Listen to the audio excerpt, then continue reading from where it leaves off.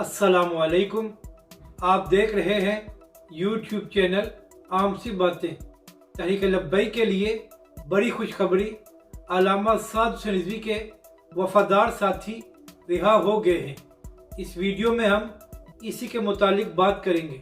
जब सानिया सियालकोट हुआ तो तहरीक लब्बैक के खिलाफ बहुत प्रोपेगेंडा किया गया।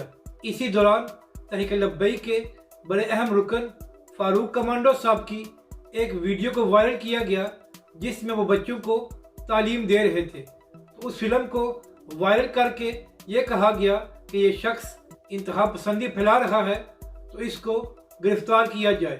इसके बाद पंजाब हुकूमत ने फारूक कमांडो साहब को गिरफ्तार कर लिया।